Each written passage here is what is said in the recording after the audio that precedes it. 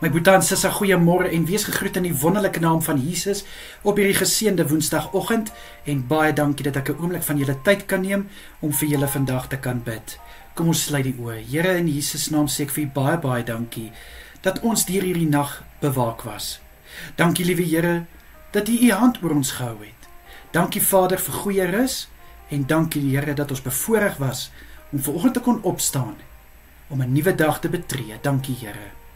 Vader, ek bid in Jesus naam dat elke een se dag gevul sal wees, Vader, met goedheid en guns.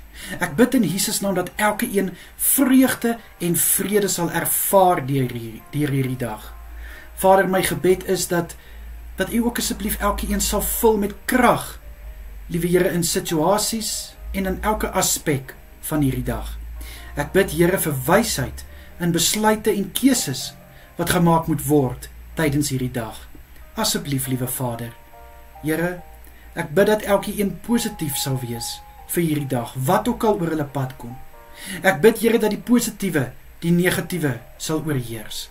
Asseblief Vader, en enige vrees wat nie van u af is nie, bind ek nou in Jesus naam. Wel, geen vrees is van u af nie. So ek bid in Jesus naam, Vader, dat geen vrees enige van my Boeta en Sissa sal oorweldig vandag nie. Asseblief Here, in Jesus naam.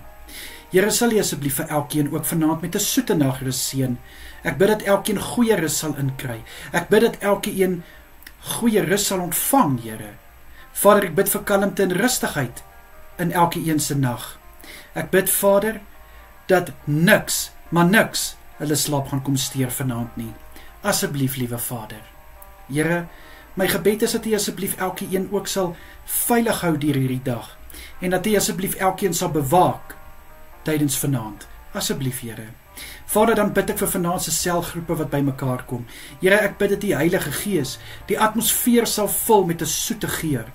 Ek bid, liewe Here, dat u die middelpunt sal wees van elke byeenkoms, dat u die fokuspunt sal wees van elke byeenkoms. Ek bid, Here, dat u elke leier sal aanraak, Here, met 'n woord wat elke persoon saam met hulle kan vat en hulle eie maak.